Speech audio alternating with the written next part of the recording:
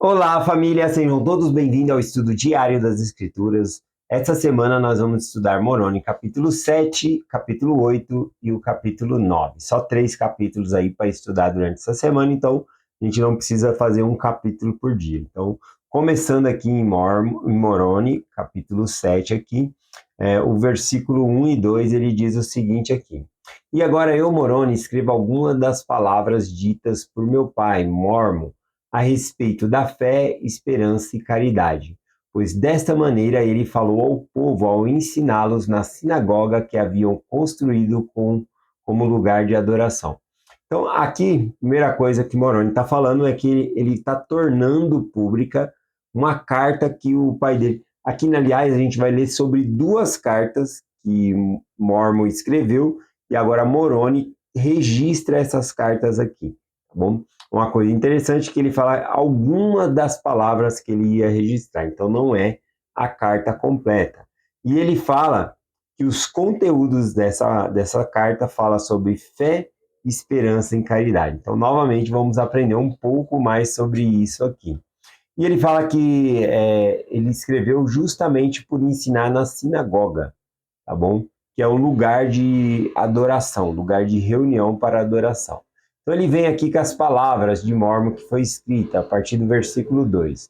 E agora eu, Mormon, falo-vos, meus amados irmãos, que é pela graça de Deus o Pai, de que nosso Senhor Jesus Cristo e sua santa vontade, devido ao dom do chamado que me fez, que me é permitido falar-vos nesse momento.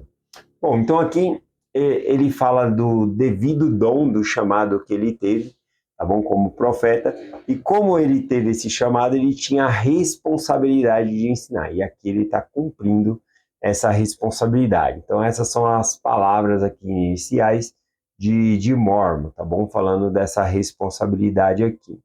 Versículo 3 diz assim: portanto, falarei a vós que sois da igreja, que sois os pacíficos seguidores de Cristo e que haveis recebido esperança suficiente para entrardes no seu descanso, no descanso do Senhor de agora em diante, até que descanseis com ele no céu. Então, aqui ele endereça a carta, né, coloca como se fosse o endereço para quem está sendo dirigida a carta, para os membros da igreja. Então, ele coloca aqui que é para vocês. E aí ele coloca para vocês que são os pacificadores, tá bom? Aqueles que são os pacificadores do evangelho, aqui os pacificadores seguidores de Cristo aqui. Bom, nessa parte que ele fala, né, sobre os pacificadores, é muito interessante, porque dentro do contexto eles estão vivendo numa guerra muito difícil.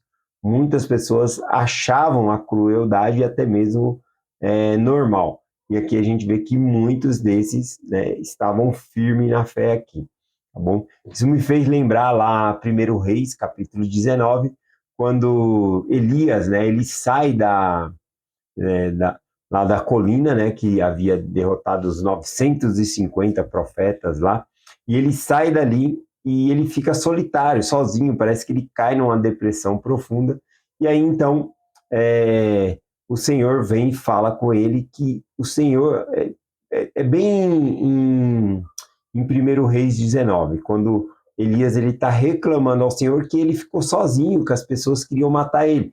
Então o Senhor vem com a mensagem dizendo: não, não, não, você não ficou sozinho. Lá ficaram 7.000 homens que não dobraram o seu joelho a Baal. Então, mostrando que existia verdadeiros seguidores de Cristo. Então, na época de Mormon, tinha muita guerra, mas havia também um grupo que era concentrado, né, ou seja, os pacificadores, né, do Evangelho. Então, havia um grupo fiel a Deus aqui. Continuando aqui, o versículo Aqui, o versículo 4. E agora, meus irmãos, julgo essas coisas a respeito de vós, devido à vossa conduta pacífica para com os filhos dos homens. Então, aqui, quando ele fala que eram os verdadeiros pacificadores, né, que eles eram pacíficos, ele fala que ele sabe disso por conta dos frutos, por conta da maneira que a pessoa age ali, tá bom? Então, continuando aqui, versículo 5, como que ele sabe, né, que aqueles são pacificadores, né, que realmente são pessoas verdadeiras? Ele diz assim, porque me lembro das palavras de Deus, que diz que por suas obras os conhecereis, porque se as suas obras forem boas, eles também serão bons. Bom, aqui a gente pode entender que o que Mormon escreveu aqui tem relação com o Sermão da Montanha, tá bom? Lá em, em Mateus, capítulo 7, vai falar sobre isso aqui. Então a gente vai ver muita semelhança aqui. Por quê? Porque quando Jesus Cristo esteve aqui, né, também ele compartilhou, né, quando ele esteve entre os nefitas, ele compartilhou o sermão da montanha, e no próprio registro diz que ele não disse não foi registrado todas as coisas que Cristo falou, mas Mormon, com esse conhecimento, ele pega e compartilha sobre esses ensinamentos de Jesus Cristo aqui, tá bom? Então ele fala aqui que diz que se as obras forem boas, então uma pessoa vai ser má, vai ser bom. A gente lembra disso lá em Mateus capítulo 7, versículo 16, que diz, pelos seus frutos os conhecereis. Porventura se colhem uvas dos espinheiros ou figo dos abrolhos? Né? Pelos seus frutos os conhecereis. Então ele está falando, se a gente é bom, a gente vai produzir bons frutos, tá bom? Então assim que se conhece uma árvore, pelo fruto que ela dá. E aí ele dá Jesus tinha dado o exemplo de que um pé de espinho não vai produzir uva, vai produzir espinho, né? Então ele traz essa semelhança aqui sobre as árvores. Vamos lá, Moroni capítulo 7, versículo 6 em diante. Pois eis que Deus disse que se um homem é mau, não pode praticar o bem, porque ele oferece uma dádiva, ou se ele ora a Deus, não faz com o verdadeiro intento, e nada lhe aproveitará. Pois eis que não é imputado por retidão. Pois eis que se um homem, sendo mau, oferece uma dádiva, ele faz de má vontade, portanto será considerado como se tivesse retido a dádiva. Consequentemente, é considerado mal perante o Senhor. Igualmente, se um homem ora sem verdadeiro intento de coração e considerando, é considerado mal, sim, e de nada lhe aproveita, porque a esse Deus não recebe. Portanto, se um homem é mau, não pode fazer o bem, nem dará ele a sua boa dádiva. Então, aqui ele está falando que é por meio dos frutos, é por meio das ações que é conhecido ali a árvore, tá bom? Dos frutos que ela produz aqui. Versículo 11, ele diz assim, porque eis que de uma fonte amarga não pode brotar água boa, nem de uma boa fonte pode brotar águas amargas. Portanto, sendo um homem servo de Deus, sendo um homem servo do diabo, ele não pode seguir a Cristo. E se ele seguir a Cristo, ele não pode ser servo do diabo. Então são duas coisas completamente contrárias, né? Quem serve a Deus não vai servir ao diabo. Quem serve ao diabo não tem como servir a Deus aqui no caso. Isso nos lembra Mateus capítulo 6 também, o Sermão da Montanha, porque eu tenho certeza que Mormon ele tinha esse sermão registrado. Então aqui ele traz algumas dessas palavras aqui, tá bom? Que é semelhante lá a Mateus capítulo 6, versículo 24, dizendo: ninguém pode servir a dois senhores, porque ou há de odiar um e amar ao outro, ou se dedicará a um e desprezará o outro. Não podeis servir a Deus e a Mamon. Isso está lá em Mateus 6, 24. Quando fala aqui que não dá para servir a Deus e a Mamon, lá no Novo Testamento, a princípio foi escrito em grego, e a palavra Mamon significa riquezas, dinheiro. Não dá para servir a Deus e ficar apegado ao dinheiro, tá bom? Aliás, o dinheiro, né? A gente vê muita coisa acontecendo por conta do dinheiro, porque lá em Timóteo, 1 Timóteo 6, versículo 10 diz, porque o amor ao dinheiro é a raiz de todos os males. E que apatecendo aqui significa cobiça, tá bom? Aqui alguns, então, cobiçando, desviaram-se da fé e transpassaram a si mesmo com muitas dores.